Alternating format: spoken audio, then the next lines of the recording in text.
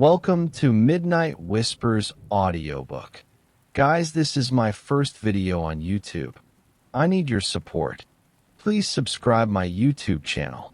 Today we are starting the novel, Carmilla by Sheridan Le Fanu. Hope you all like it. Carmilla, Chapter 1. An Early Fright. In Styria, we, though by no means magnificent people, inhabit a castle or schloss. A small income in that part of the world goes a great way. 800 or 900 a year does wonders. Scantily enough ours would have answered among wealthy people at home. My father is English, and I bear an English name, although I never saw England. But here, in this lonely and primitive place, where everything is so marvelously cheap, I really don't see how ever so much more money would at all materially add to our comforts, or even luxuries. My father was in the Austrian service, and retired upon a pension and his patrimony, and purchased this feudal residence, and the small estate on which it stands, a bargain. Nothing can be more picturesque or solitary. It stands on a slight eminence in a forest. The road, very old and narrow, passes in front of its drawbridge, never raised in my time, and its moat, stocked with perch, and sailed over by many swans, and floating on its surface white fleets of water lilies. Over all this the schloss shows its many-windowed front, its towers, and its Gothic chapel. The forest opens in an irregular and very picturesque glade before its gate, and at the right a steep Gothic bridge carries the road over a stream that winds in deep shadow through the wood. I have said that this is a very lonely place. Judge whether I say truth. Looking from the hall door towards the road, the forest in which our castle stands extends 15 miles to the right and 12 to the left.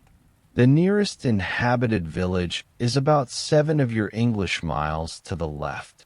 The nearest inhabited schloss of any historic associations is that of old General Spielsdorf, nearly 20 miles away to the right.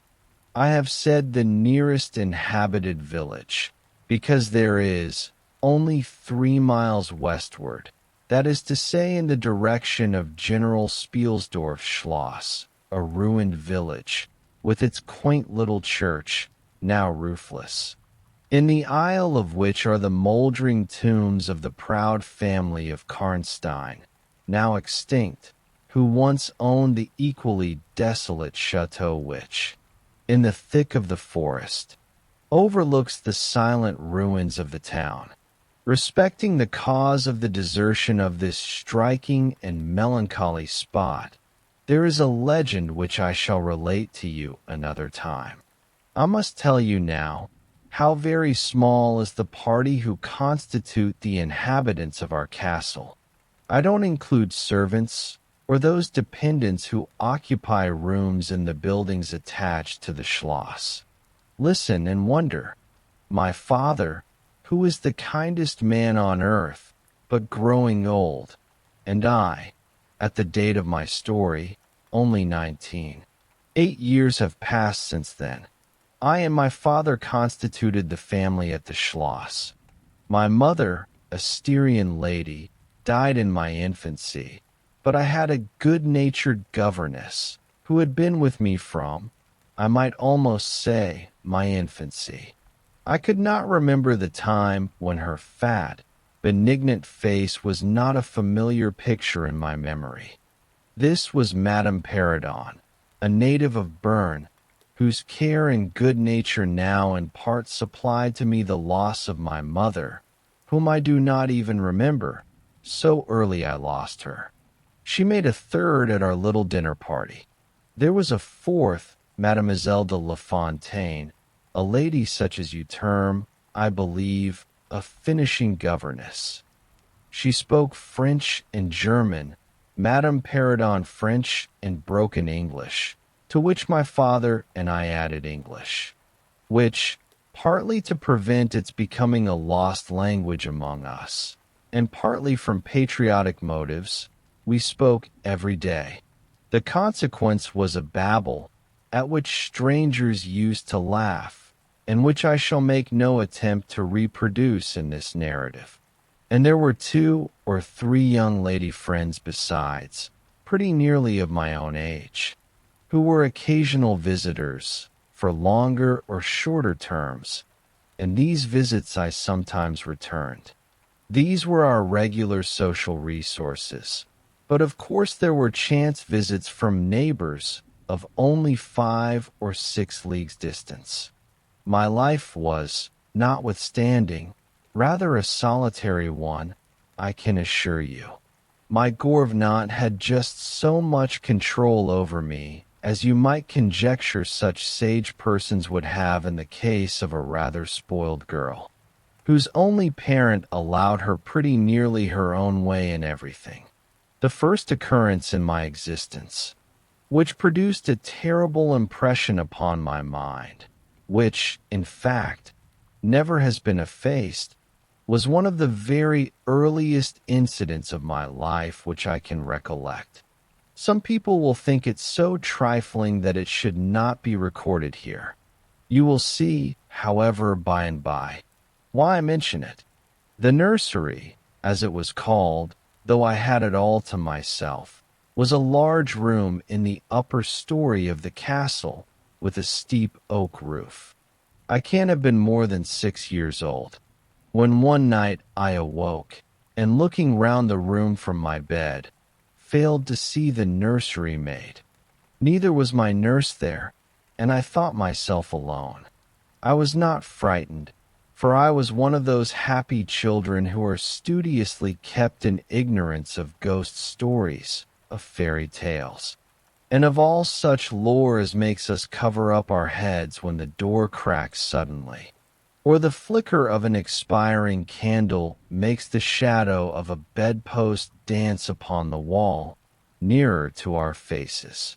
I was vexed and insulted at finding myself, as I conceived, neglected, and I began to whimper, preparatory to a hearty bout of roaring, when to my surprise I saw a solemn but very pretty face looking at me from the side of the bed.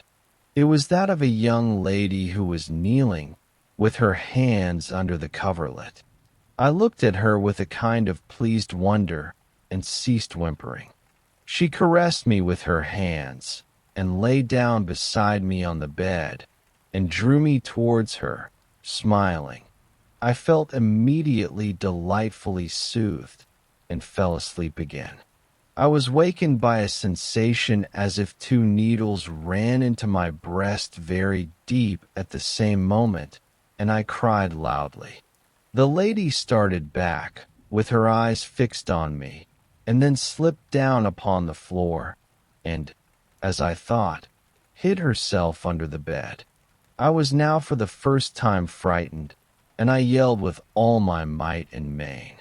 Nurse, nursery maid, housekeeper, all came running in, and hearing my story, they made light of it, soothing me all they could meanwhile. But, child as I was, I could perceive that their faces were pale with an unwonted look of anxiety, and I saw them look under the bed and about the room, and peep under tables and pluck open cupboards, and the housekeeper whispered to the nurse, "Lay your hand along that hollow in the bed.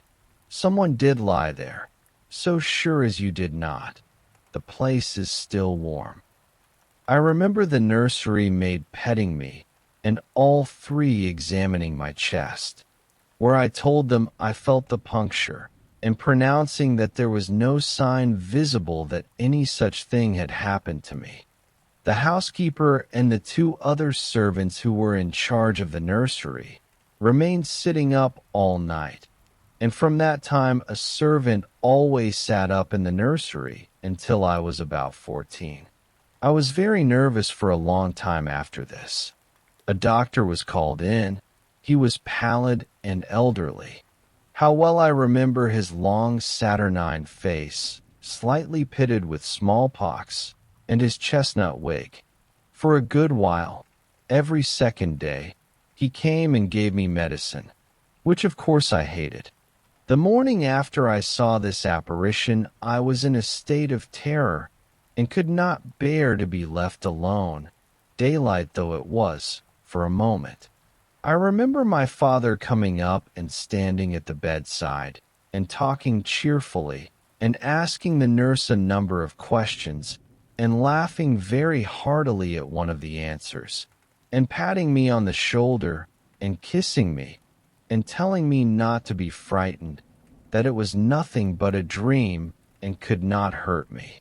But I was not comforted, for I knew the visit of the strange woman was not a dream, and I was awfully frightened. I was a little consoled by the nursery maid's assuring me that it was she who had come and looked at me and lain down beside me in the bed, and that I must have been half dreaming not to have known her face. But this, though supported by the nurse, did not quite satisfy me. I remembered, in the course of that day, a venerable old man, in a black cassock, coming into the room with the nurse and housekeeper, and talking a little to them, and very kindly to me.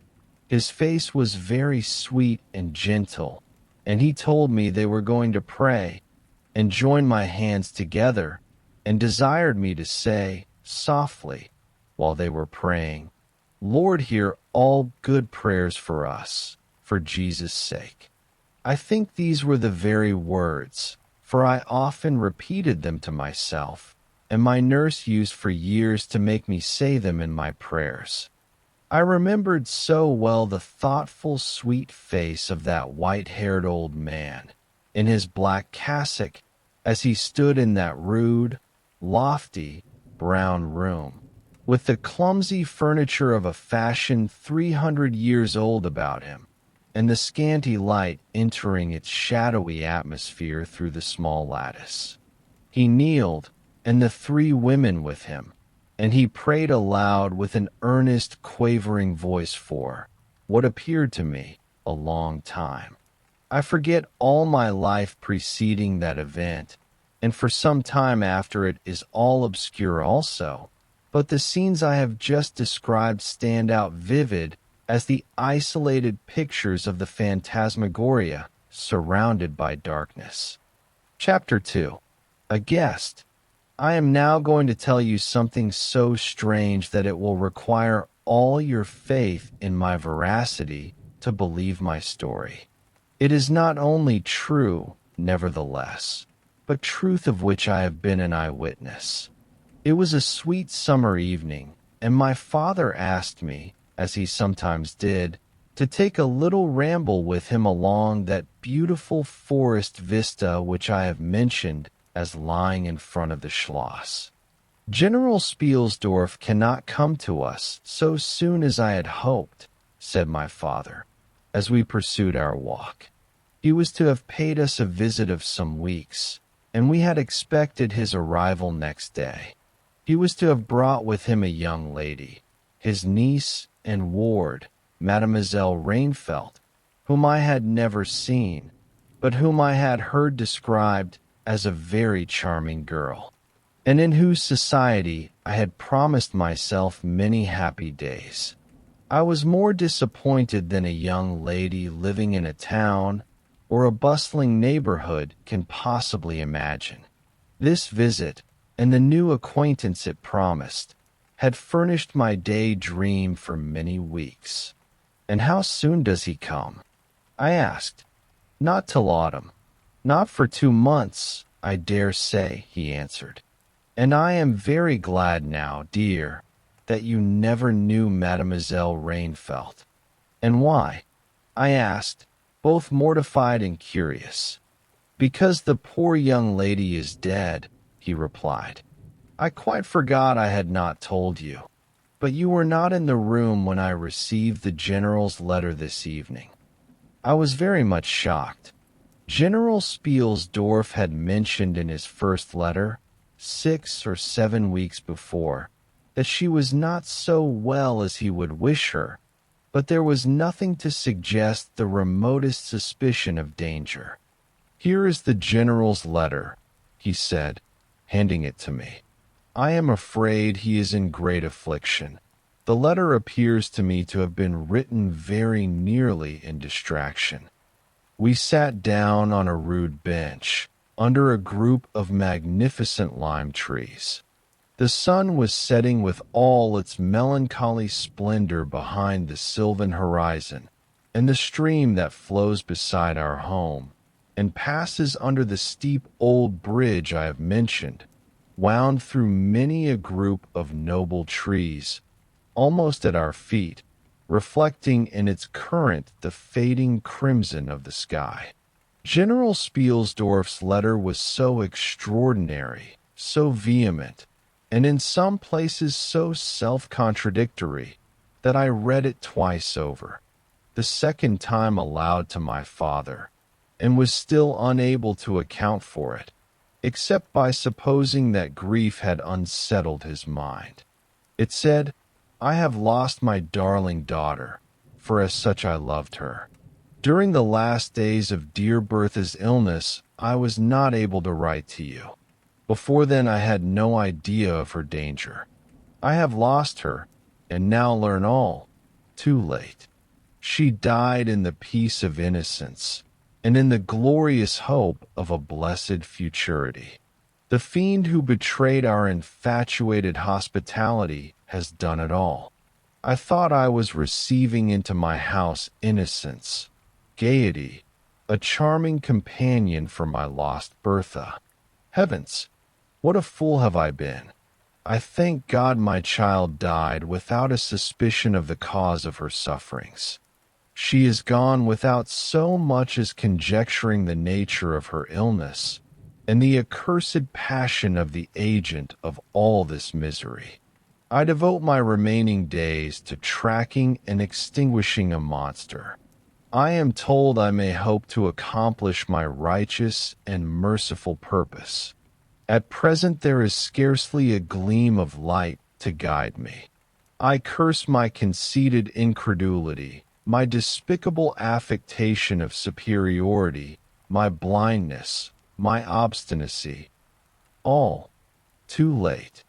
I cannot write or talk collectedly now. I am distracted.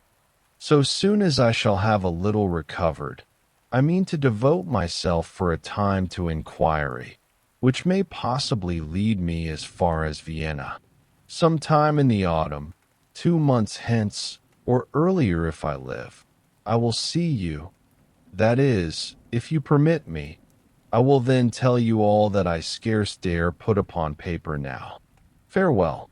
Pray for me, dear friend." In these terms ended this strange letter. Though I had never seen Bertha, rain felt my eyes filled with tears at the sudden intelligence. I was startled, as well as profoundly disappointed. The sun had now set, and it was twilight by the time I had returned the general's letter to my father. It was a soft, clear evening, and we loitered, speculating upon the possible meanings of the violent and incoherent sentences which I had just been reading. We had nearly a mile to walk before reaching the road that passes the Schloss in front, and by that time the moon was shining brilliantly. At the drawbridge we met Madame Perrodon and Mademoiselle de La Fontaine, who had come out, without their bonnets, to enjoy the exquisite moonlight. We heard their voices gabbling in animated dialogue as we approached. We joined them at the drawbridge, and turned about to admire with them the beautiful scene. The glade through which we had just walked lay before us. At our left the narrow road wound away under clumps of lordly trees, and was lost to sight amid the thickening forest. At the right the same road crosses the steep and picturesque bridge, near which stands a ruined tower which once guarded that pass, and beyond the bridge an abrupt eminence rises, covered with trees, and showing in the shadows some gray ivy-clustered rocks. Over the sward and low grounds a thin film of mist was stealing like smoke, marking the distances with a transparent veil, and here and there we could see the river faintly flashing in the moonlight. No softer, sweeter scene could be imagined. The news I had just heard made it melancholy, but nothing could disturb its character of profound serenity and the enchanted glory and vagueness of the prospect. My father, who enjoyed the picturesque, and I, stood looking in silence over the expanse beneath us. The two good governesses, standing a little way behind us, discoursed upon the scene, and were eloquent upon the moon. Madame Perrodon was fat, middle-aged, and romantic, and talked and sighed poetically. Mademoiselle de La Fontaine, in right of her father who was a German, assumed to be psychological, metaphysical, and something of a mystic, now declared that when the moon shone with a light so intense it was well known that it indicated a special spiritual activity. The effect of the full moon in such a state of brilliancy was manifold. It acted on dreams, it acted on lunacy, it acted on nervous people, it had marvelous physical influences connected with life.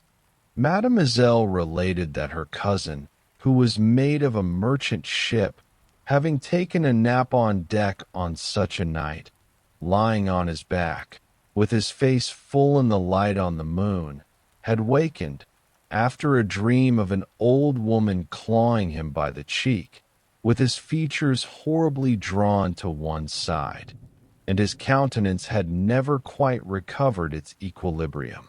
The moon, this night, she said, is full of idyllic and magnetic influence.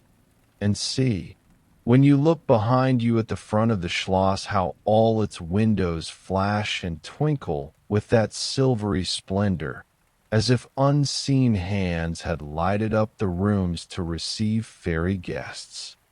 There are indolent styles of the spirits in which, indisposed to talk ourselves, the talk of others is pleasant to our listless ears, and I gazed on, pleased with the tinkle of the ladies' conversation.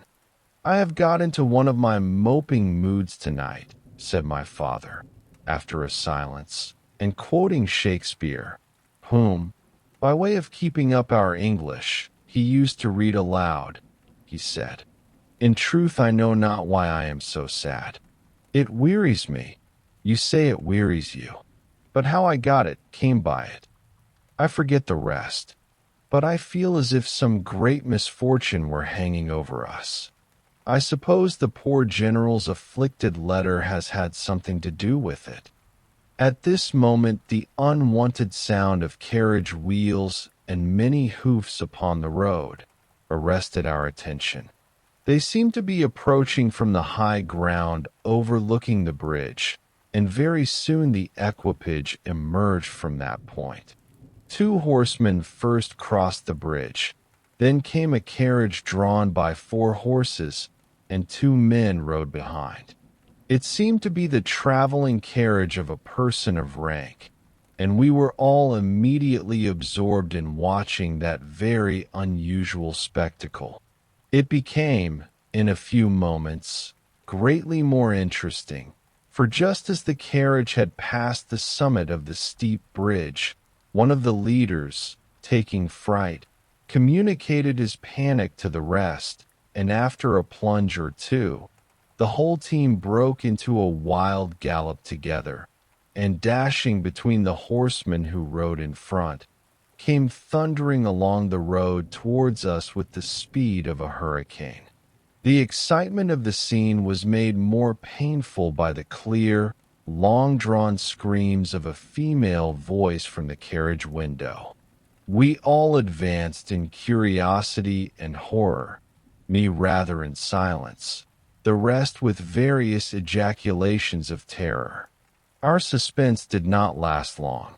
Just before you reach the castle drawbridge, on the route they were coming, there stands by the roadside a magnificent lime tree. On the other stands an ancient stone cross, at sight of which the horses, now going at a pace that was perfectly frightful, swerved so as to bring the wheel over the projecting roots of the tree. I knew what was coming. I covered my eyes, unable to see it out, and turned my head away. At the same moment I heard a cry from my lady friends, who had gone on a little. Curiosity opened my eyes, and I saw a scene of utter confusion. Two of the horses were on the ground. The carriage lay upon its side with two wheels in the air. The men were busy removing the traces, and a lady with a commanding air and figure had got out, and stood with clasped hands, raising the handkerchief that was in them every now and then to her eyes. Through the carriage door was now lifted a young lady, who appeared to be lifeless. My dear old father was already beside the elder lady, with his hat in his hand, evidently tendering his aid and the resources of his Schloss. The lady did not appear to hear him, or to have eyes for anything but the slender girl who was being placed against the slope of the bank. I approached. The young lady was apparently stunned, but she was certainly not dead. My father, who piqued himself on being something of a physician, had just had his fingers on her wrist and assured the lady, who declared herself her mother, that her pulse, though faint and irregular, was undoubtedly still distinguishable. The lady clasped her hands and looked upward, as if in a momentary transport of gratitude. But immediately she broke out again in that theatrical way which is, I believe, natural to some people. She was what is called a fine-looking woman for her time of life, and must have been handsome. She was tall, but not thin, and dressed in black velvet, and looked rather pale, but with a proud and commanding countenance, though now agitated strangely. Who was ever being so born to calamity? I heard her say, with clasped hands, as I came up, "Here am I, on a journey of life and death, in prosecuting which to lose an hour is possibly to lose all. My child will not have recovered sufficiently to resume her route, for who can say how long? I must leave her. I cannot, dare not, delay." "How far on, sir, can you tell, is the nearest village? I must leave her there, and shall not see my darling, or even hear of her till my return, 3 months hence." I plucked my father by the coat, and whispered earnestly in his ear, "Oh, Papa, pray ask her to let her stay with us. It would be so delightful. Do pray. If Madame will entrust her child to the care of my daughter, and of her good gouvernante, Madame Peridon, and permit her to remain as our guest, under my charge, until her return, it will confer a distinction and an obligation upon us, and we shall treat her with all the care and devotion which so sacred a trust deserves." "I cannot do that, sir. It would be to task your kindness and chivalry too cruelly," said the lady, distractedly. "It would, on the contrary, be to confer on us a very great kindness at the moment when we most need it. My daughter has just been disappointed by a cruel misfortune, in a visit from which she had long anticipated a great deal of happiness. If you confide this young lady to our care, it will be her best consolation. The nearest village on your route is distant, and affords no such inn as you could think of placing your daughter at. You cannot allow her to continue her journey for any considerable distance without danger. If, as you say, You cannot suspend your journey.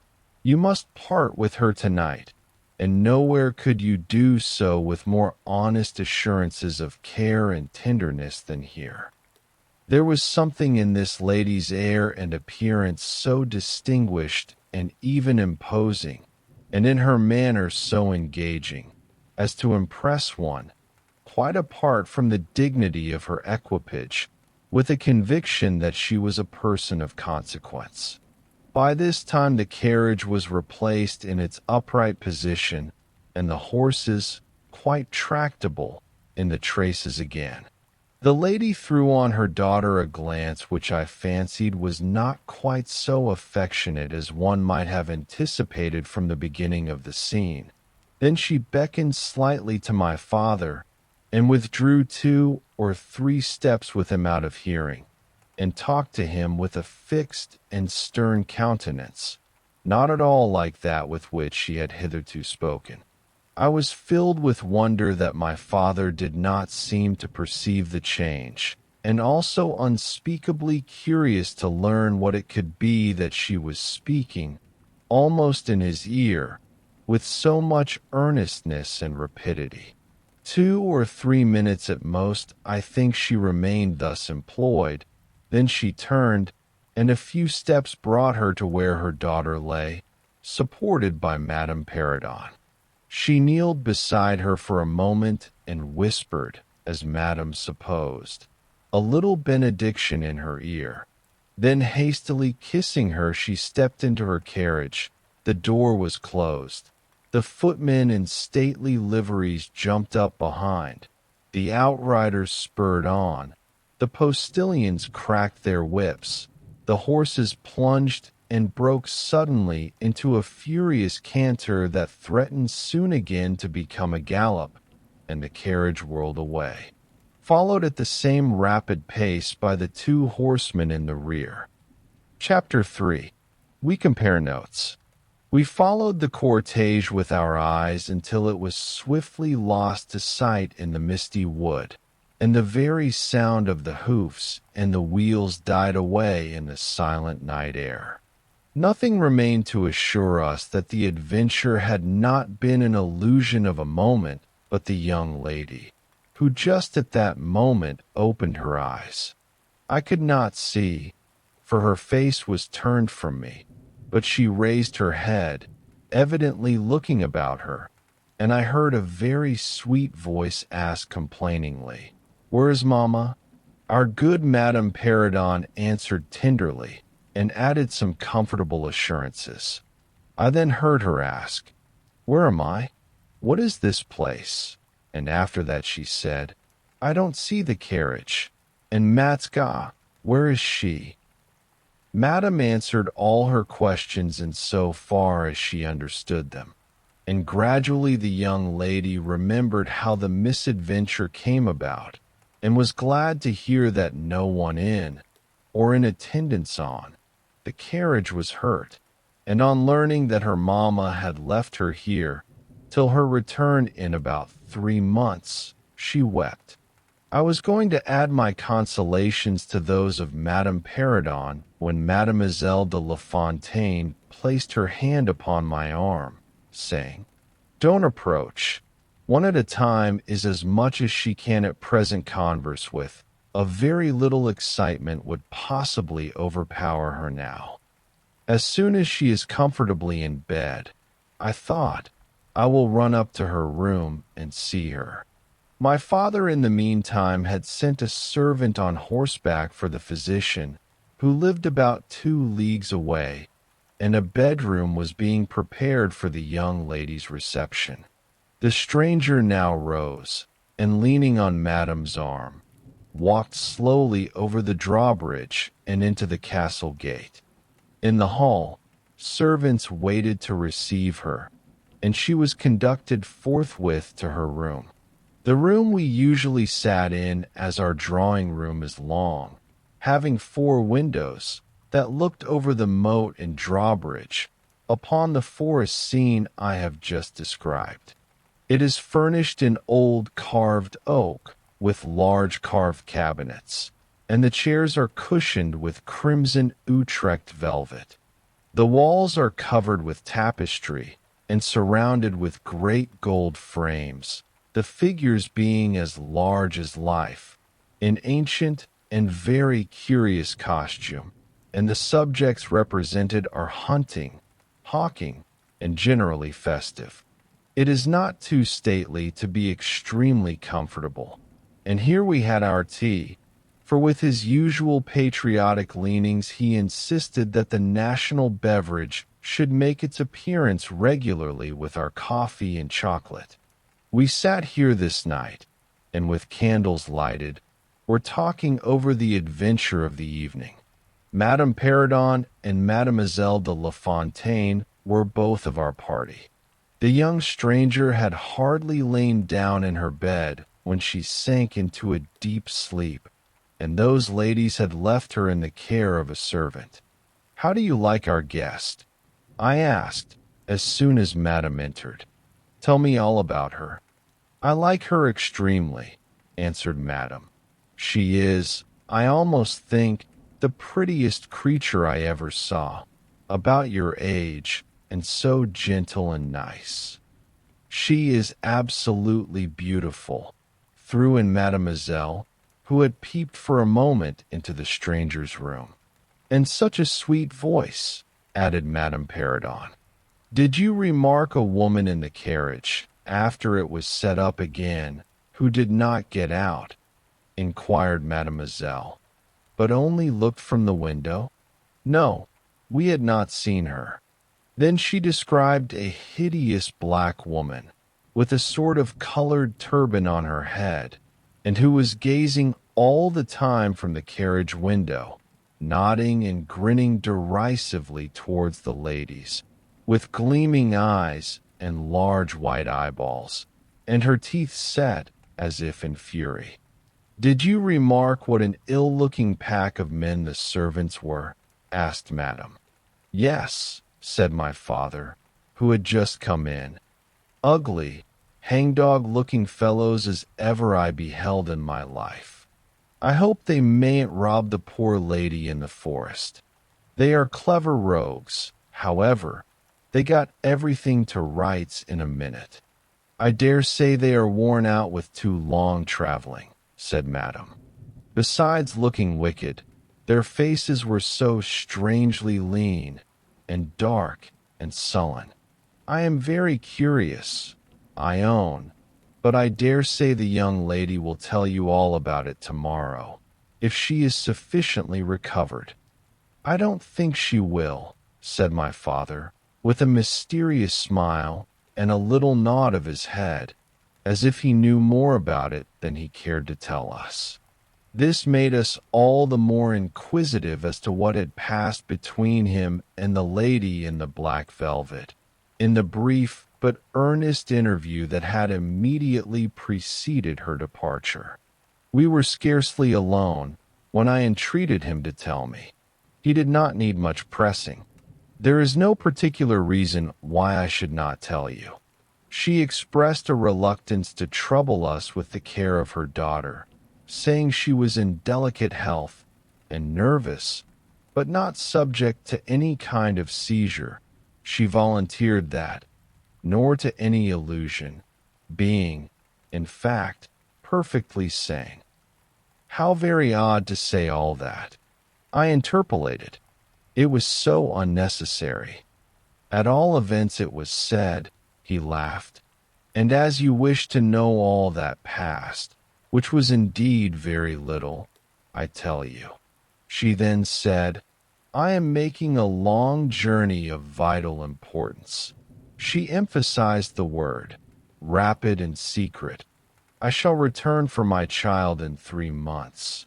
In the meantime, she will be silent as to who we are, whence we come, and whither we are traveling." That is all she said. She spoke very pure French. When she said the word secret, she paused for a few seconds, looking sternly, her eyes fixed on mine. I fancy she makes a great point of that. You saw how quickly she was gone. I hope I have not done a very foolish thing in taking charge of the young lady. For my part, I was delighted. I was longing to see and talk to her, and only waiting till the doctor should give me leave. You, who live in towns, can have no idea how great an event the introduction of a new friend is in such a solitude as surrounded us. The doctor did not arrive till nearly 1 o'clock, but I could no more have gone to my bed and slept than I could have overtaken, on foot, the carriage in which the princess in black velvet had driven away. When the physician came down to the drawing room, it was to report very favorably upon his patient. She was now sitting up, her pulse quite regular, apparently perfectly well. She had sustained no injury, and the little shock to her nerves had passed away quite harmlessly. There could be no harm certainly in my seeing her, if we both wished it, and with this permission I sent, forthwith, to know whether she would allow me to visit her for a few minutes in her room. The servant returned immediately to say that she desired nothing more. You may be sure I was not long in availing myself of this permission. Our visitor lay in one of the handsomest rooms in the Schloss. It was, perhaps, a little stately. There was a somber piece of tapestry opposite the foot of the bed, representing Cleopatra with the asps to her bosom, and other solemn classic scenes were displayed, a little faded, upon the other walls. But there was gold carving and rich and varied color enough in the other decorations of the room to more than redeem the gloom of the old tapestry. There were candles at the bedside. She was sitting up, her slender, pretty figure enveloped in the soft silk dressing gown, embroidered with flowers and lined with thick quilted silk, which her mother had thrown over her feet as she lay upon the ground. What was it that, as I reached the bedside and had just begun my little greeting, struck me dumb in a moment, and made me recoil a step or two from before her? I will tell you. I saw the very face which had visited me in my childhood at night, which remained so fixed in my memory, and on which I had for so many years so often ruminated with horror, when no one suspected of what I was thinking. It was pretty, even beautiful, and when I first beheld it, wore the same melancholy expression. But this almost instantly lighted into a strange, fixed smile of recognition. There was a silence of fully a minute, and then at length she spoke. I could not. "How wonderful!" she exclaimed. "12 years ago, I saw your face in a dream, and it has haunted me ever since." "Wonderful indeed," I repeated, overcoming with an effort the horror that had for a time suspended my utterances. 12 years ago, in vision or reality, I certainly saw you. I could not forget your face. It has remained before my eyes ever since." Her smile had softened. Whatever I had fancied strange in it was gone, and it and her dimpling cheeks were now delightfully pretty and intelligent. I felt reassured, and continued more in the vein which hospitality indicated, to bid her welcome, and to tell her how much pleasure her accidental arrival had given us all, and especially what a happiness it was to me. I took her hand as I spoke. I was a little shy, as lonely people are, but the situation made me eloquent and even bold. She pressed my hand, she laid hers upon it, and her eyes glowed, as, looking hastily into mine, she smiled again and blushed. She answered my welcome very prettily. I sat down beside her, still wondering, and she said, "I must tell you my vision about you. It is so very strange that you and I should have had, each of the others so vivid a dream that each should have seen, I you and you me, looking as we do now, when of course we both were mere children. I was a child about 6 years old, and I awoke from a confused and troubled dream and found myself in a room, unlike my nursery, wainscoted clumsily in some dark wood, and with cupboards and bedsteads and chairs and benches placed about it. The beds were, I thought, all empty, and the room itself without anyone but myself in it. And I, after looking about me for some time, and admiring especially an iron candlestick with 2 branches, which I should certainly know again, crept under one of the beds to reach the window. But as I got from under the bed, I heard someone crying, and looking up, while I was still upon my knees, I saw you, most assuredly you, as I see you now, a beautiful young lady, with golden hair and large blue eyes, and lips, your lips, you as you are here. Your looks won me. I climbed on the bed and put my arms about you, and I think we both fell asleep. I was aroused by a scream. You were sitting up screaming. I was frightened and slipped down upon the ground, and, it seemed to me, lost consciousness for a moment.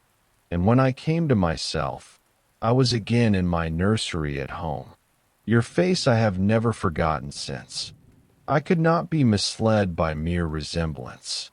You are the lady whom I saw then.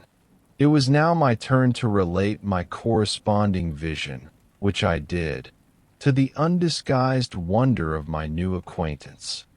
I don't know which should be most afraid of the other, she said, again smiling.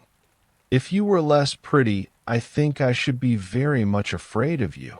But being as you are, and you and I both so young, I feel only that I have made your acquaintance 12 years ago, and have already a right to your intimacy. At all events, it does seem as if we were destined, from our earliest childhood, to be friends.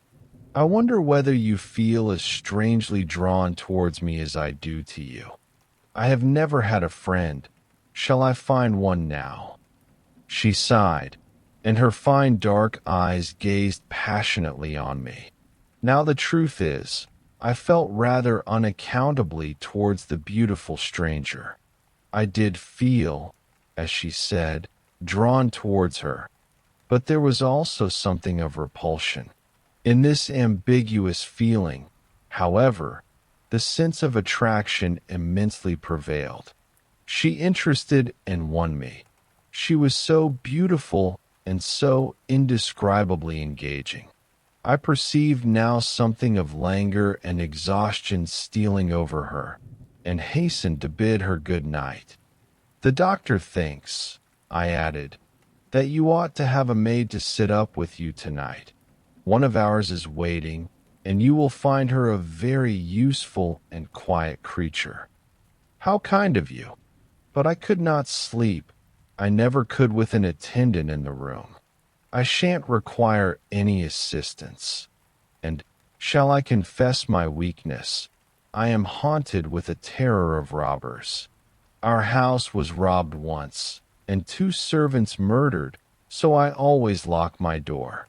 It has become a habit, and you look so kind I know you will forgive me. I see there is a key in the lock. She held me close in her pretty arms for a moment and whispered in my ear, "Good night, darling. It is very hard to part with you, but good night. Tomorrow, but not early, I shall see you again." She sank back on the pillow with a sigh, and her fine eyes followed me with a fond and melancholy gaze, and she murmured again, "Good night, dear friend." Young people like, and even love, on impulse. I was flattered by the evident, though as yet undeserved, fondness she showed me. I liked the confidence with which she at once received me. She was determined, that we should be very near friends. Next day came, and we met again. I was delighted with my companion, that is to say, in many respects. Her looks lost nothing in daylight. She was certainly the most beautiful creature I had ever seen, and the unpleasant remembrance of the face presented in my early dream had lost the effect of the first unexpected recognition. She confessed that she had experienced a similar shock on seeing me, and precisely the same faint antipathy that had mingled with my admiration of her. We now laughed together over our momentary horrors. Chapter 4. Her habits a saunter. I told you that I was charmed with her in most particulars. There were some that did not please me so well. She was above the middle height of women. I shall begin by describing her. She was slender and wonderfully graceful, except that her movements were languid, very languid. Indeed, there was nothing in her appearance to indicate an invalid. Her complexion was rich and brilliant. Her features were small and beautifully formed. Her eyes large, dark, and lustrous. Her hair was quite wonderful. I never saw hair so magnificently thick and long when it was down about her shoulders. I have often placed my hands under it, and laughed with wonder at its weight. It was exquisitely fine and soft, and in color a rich, very dark brown, with something of gold. I loved to let it down, tumbling with its own weight. As, in her room, she lay back in her chair talking in her sweet low voice, I used to fold and braid it, and spread it out, and play with it. Heavens! If I had but known all. I said there were particulars which did not please me.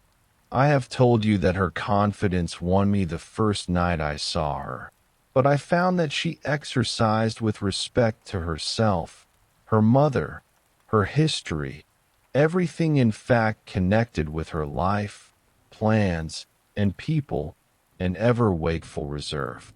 I dare say I was unreasonable. Perhaps I was wrong. I dare say I ought to have respected the solemn injunction laid upon my father by the stately lady in black velvet. But curiosity is a restless and unscrupulous passion, and no one girl can endure, with patience, that hers should be baffled by another. What harm could it do anyone to tell me what I so ardently desired to know? Had she no trust in my good sense or honor? Why would she not believe me when I assured her, so solemnly, that I would not divulge one syllable of what she told me to any mortal breathing? There was a coldness, it seemed to me, beyond her years, in her smiling, melancholy, persistent refusal to afford me the least ray of light. I cannot say we quarreled upon this point, for she would not quarrel upon any. It was, of course, very unfair of me to press her, very ill-bred, but I really could not help it, and I might just as well have let it alone. What she did tell me amounted, in my unconscionable estimation, to nothing. It was all summed up in 3 very vague disclosures. First, her name was Carmilla. Second, her family was very ancient and noble. Third, her home lay in the direction of the west. She would not tell me the name of her family, nor their armorial bearings, nor the name of their estate, nor even that of the country they lived in. You are not to suppose that I worried her incessantly on these subjects. I watched opportunity, and rather insinuated than urged my inquiries. Once or twice, indeed, I did attack her more directly, but no matter what my tactics, utter failure was invariably the result. Reproaches and caresses were all lost upon her. But I must add this, that her evasion was conducted with so pretty a melancholy and deprecation, with so many, and even passionate declarations of her liking for me, and trust in my honor, and with so many promises that I should at last know all, that I could not find it in my heart long to be offended with her. She used to place her pretty arms about my neck, draw me to her, and laying her cheek to mine, murmur with her lips near my ear, "Dearest, your little heart is wounded. Think me not cruel because I obey the irresistible law of my strength and weakness. If your dear heart is wounded, my wild heart bleeds with yours. In the rapture of my enormous humiliation, I live in your warm life, and you shall die, sweetly die, into mine. I cannot help it. As I draw near to you, you, in your turn, will draw near to others, and learn the rapture of that cruelty, which yet is love. So, for a while, seek to know no more of me and mine, but trust me with all your loving spirit." And when she had spoken such a rhapsody, she would press me more closely in her trembling embrace, and her lips in soft kisses gently glow upon my cheek. Her agitations and her language were unintelligible to me. From these foolish embraces, which were not of very frequent occurrence, I must allow, I used to wish to extricate myself, but my energies seemed to fail me. Her murmured words sounded like a lullaby in my ear, and soothed my resistance into a trance, from which I only seemed to recover myself when she withdrew her arms. In these mysterious moods I did not like her. I experienced a strange tumultuous excitement that was pleasurable ever and anon, mingled with a vague sense of fear and disgust. I had no distinct thoughts about her while such scenes lasted, but I was conscious of a love growing into adoration, and also of abhorrence. This I know as paradox, but I can make no other attempt to explain the feeling. I now write, after an interval of more than 10 years, with a trembling hand, with a confused and horrible recollection of certain occurrences and situations, in the ordeal through which I was unconsciously passing, though with a vivid and very sharp remembrance of the main current of my story. But, I suspect, in all lives there are certain emotional scenes, those in which our passions have been most wildly and terribly roused, that are of all others the most vaguely and dimly remembered. Sometimes after an hour of apathy, my strange and beautiful companion would take my hand and hold it with a fond pressure, renewed again and again, blushing softly, gazing in my face with languid and burning eyes, and breathing so fast that her dress rose and fell with the tumultuous respiration. It was like the ardor of a lover. It embarrassed me. It was hateful and yet overpowering, and with gloating eyes she drew me to her, and her hot lips traveled along my cheek in kisses, and she would whisper, almost in sobs, "You are mine, you shall be mine, you and I are one forever." Then she had thrown herself back in her chair, with her small hands over her eyes, leaving me trembling. "Are we related?" I used to ask. "What can you mean by all this? I remind you perhaps of someone whom you love. But you must not. I hate it. I don't know you. I don't know myself when you look so and talk so." She used to sigh at my vehemence, then turn away and drop my hand. Respecting these very extraordinary manifestations, I strove in vain to form any satisfactory theory. I could not refer them to affectation or trick. It was unmistakably the momentary breaking out of suppressed instinct and emotion. Was she, notwithstanding her mother's volunteered denial, subject to brief visitations of insanity? Or was there here a disguise and a romance? I had read in old storybooks of such things. What if a boyish lover had found his way into the house and sought to prosecute his suit in masquerade with the assistance of a clever old adventuress? But there were many things against this hypothesis, highly interesting as it was to my vanity. I could boast of no little attentions such as masculine gallantry delights to offer. Between these passionate moments there were long intervals of commonplace, of gaiety, of brooding melancholy, during which, except that I detected her eyes so full of melancholy fire, following me, at times I might have been as nothing to her. Except in these brief periods of mysterious excitement her ways were girlish, and there was always a languor about her, quite incompatible with a masculine system in a state of health. In some respects her habits were odd, perhaps not so singular in the opinion of a town lady like you, as they appeared to us rustic people. She used to come down very late, generally not till 1 o'clock. She would then take a cup of chocolate, but eat nothing. We then went out for a walk, which was a mere saunter, and she seemed, almost immediately, exhausted, and either returned to the schloss or sat on one of the benches that were placed, here and there, among the trees. This was a bodily languor in which her mind did not sympathize. She was always an animated talker, and very intelligent.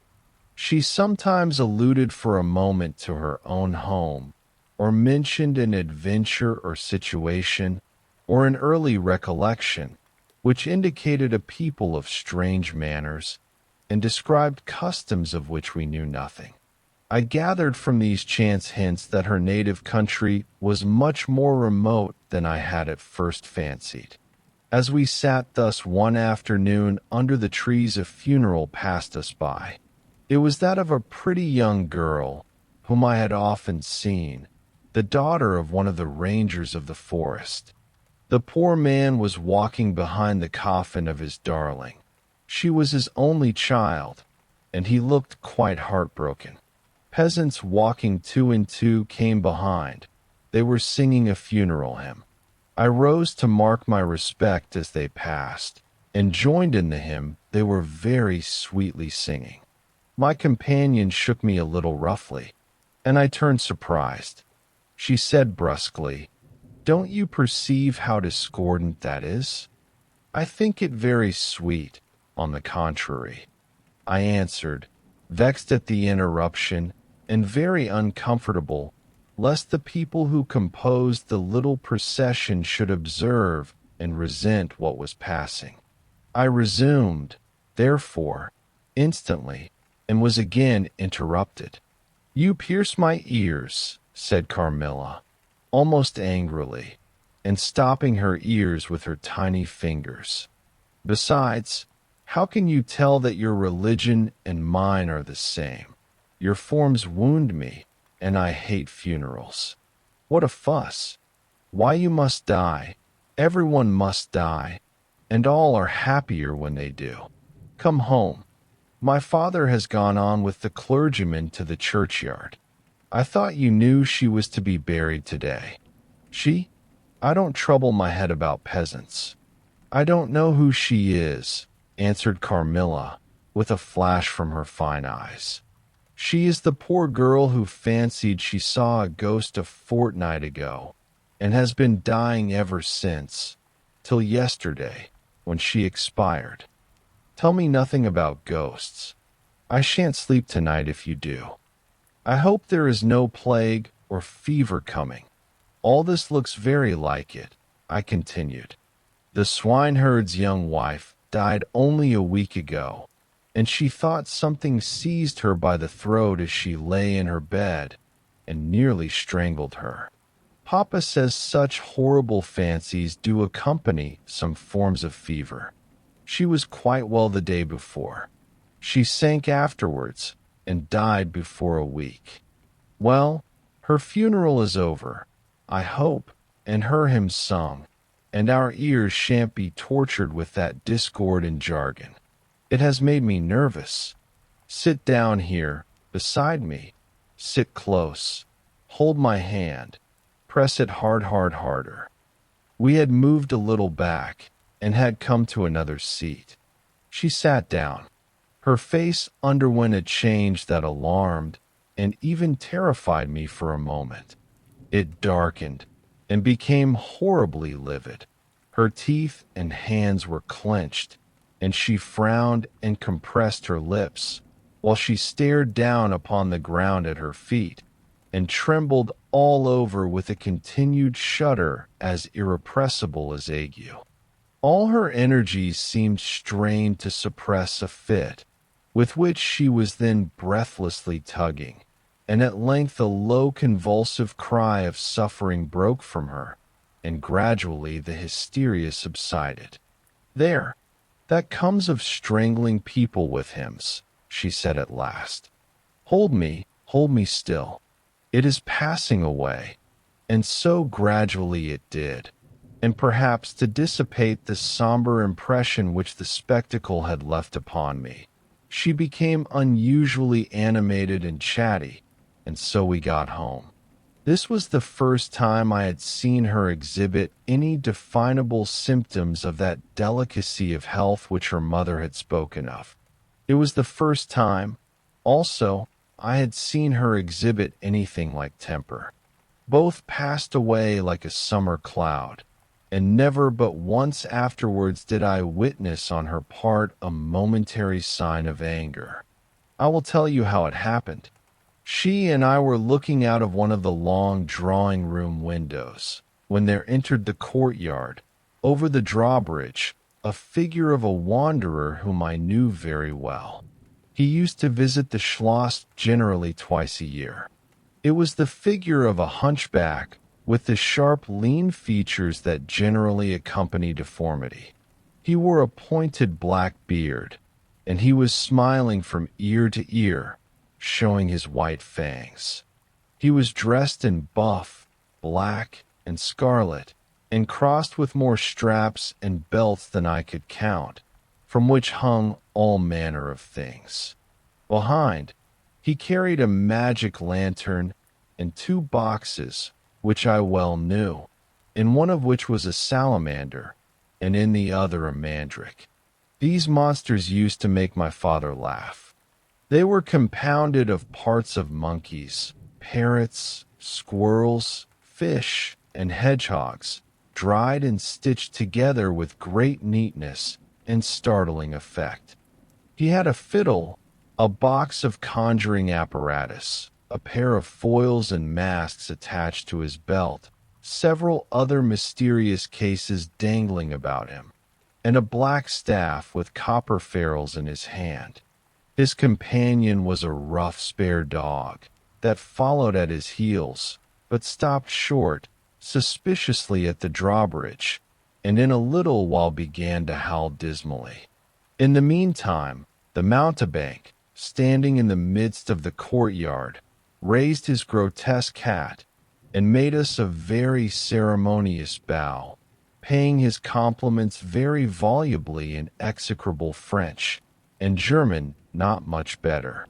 Then, disengaging his fiddle, he began to scrape a lively air to which he sang with a merry discord, dancing with ludicrous airs and activity that made me laugh, in spite of the dog's howling.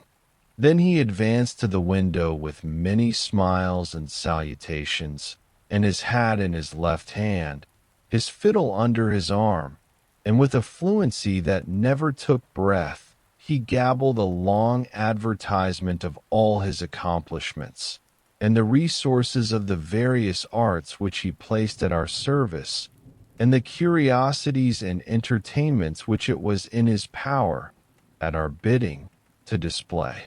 "Will your ladyships be pleased to buy an amulet against the opier, which is going like the wolf, I hear, through these woods," he said, dropping his hat on the pavement.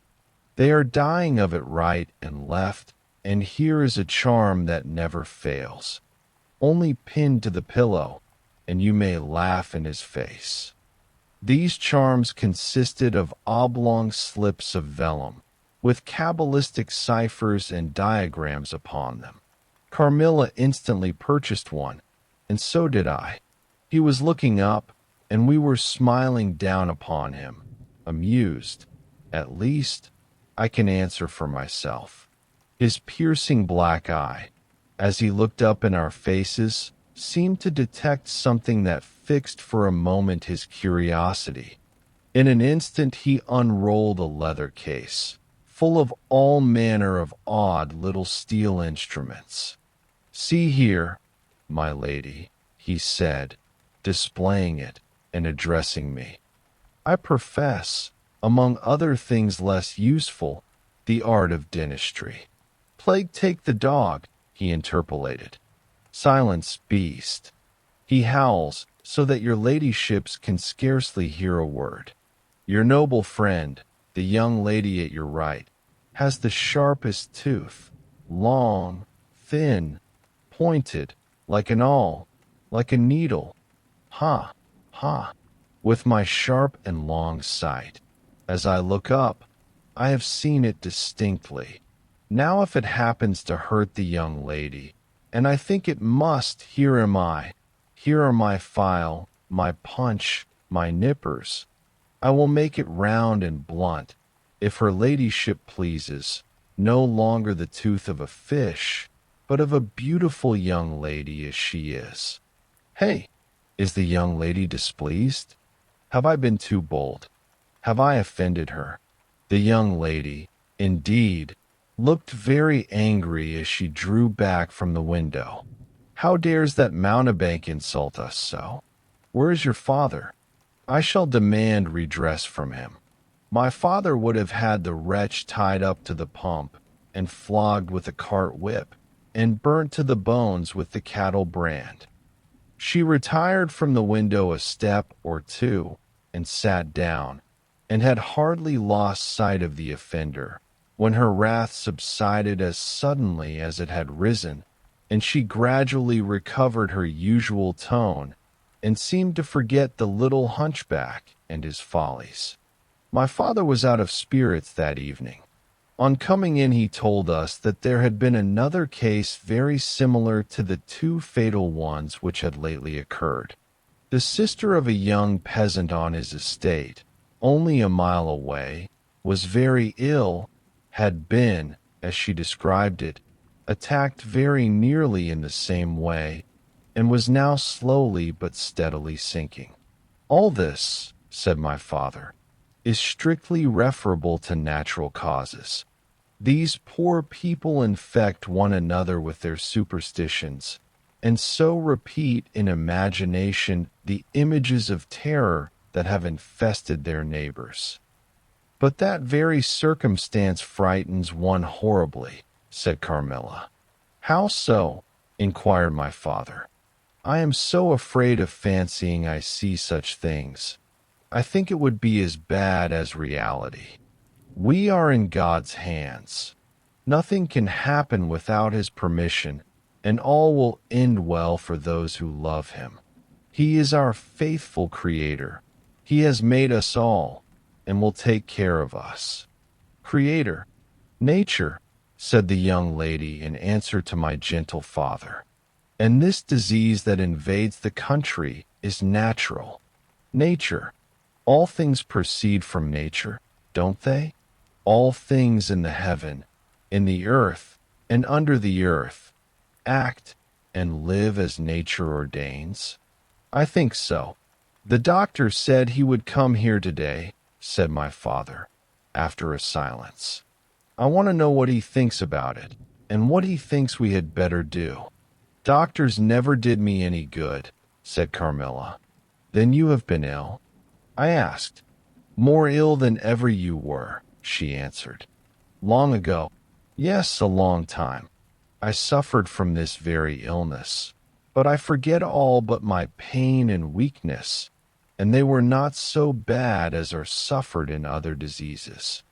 You were very young then? I dare say, let us talk no more of it. You would not wound a friend. She looked languidly in my eyes, and passed her arm round my waist lovingly, and led me out of the room. My father was busy over some papers near the window. Why does your papa like to frighten us? Said the pretty girl with a sigh and a little shudder. He doesn't, dear Carmilla. It is the very furthest thing from his mind. Are you afraid, dearest? I should be very much if I fancied there was any real danger of my being attacked, as those poor people were. You are afraid to die? Yes, every one is. But to die as lovers may, to die together, so that they may live together. Girls are caterpillars while they live in the world, to be finally butterflies when the summer comes. But in the meantime, there are grubs and larvae, don't you see? Each with their peculiar propensities, necessities, and structure. So says Monsieur Buffon in his big book in the next room. Later in the day the doctor came, and was closeted with Papa for some time. He was a skillful man, of 60 and upwards. He wore powder, and shaved his pale face as smooth as a pumpkin. He and Papa emerged from the room together, and I heard Papa laugh, and say as they came out, "Well, I do wonder at a wise man like you. What do you say to hippogriffs and dragons?" The doctor was smiling, and made answer, shaking his head, "Nevertheless, life and death are mysterious states, and we know little of the resources of either." And so they walked on, and I heard no more. I did not then know what the doctor had been broaching, but I think I guess it now. Chapter 5. A Wonderful Likeness. This evening there arrived from Gratz the grave, dark-faced son of the picture cleaner, with a horse and cart laden with 2 large packing cases, having many pictures in each.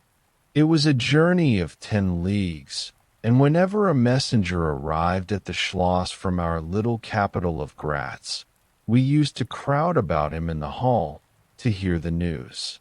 This arrival created in our secluded quarters quite a sensation. The cases remained in the hall, and the messenger was taken charge of by the servants till he had eaten his supper. Then with assistants, and armed with hammer, ripping chisel, and turns crew, he met us in the hall, where we had assembled to witness the unpacking of the cases.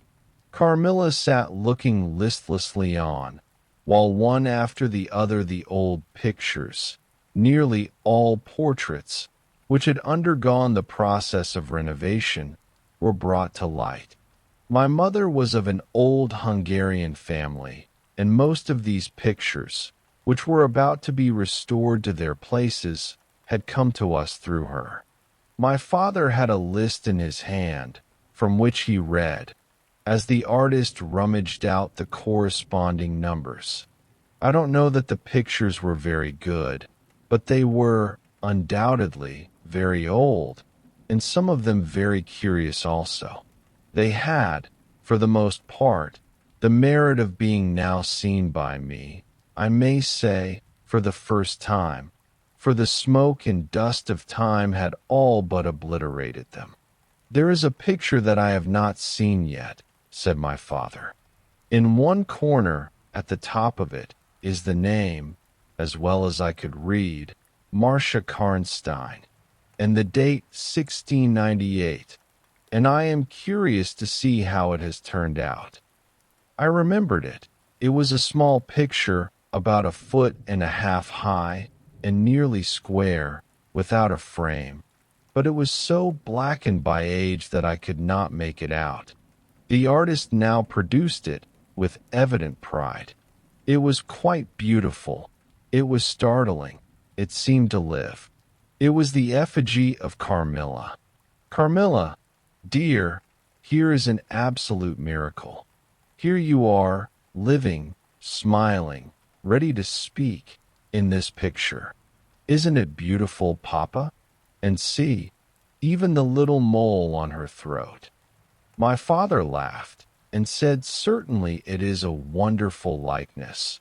But he looked away, and to my surprise seemed but little struck by it, and went on talking to the picture cleaner, who was also something of an artist, and discoursed with intelligence about the portraits or other works, which his art had just brought into light and color, while I was more and more lost in wonder the more I looked at the picture. "Will you let me hang this picture in my room, Papa?" I asked.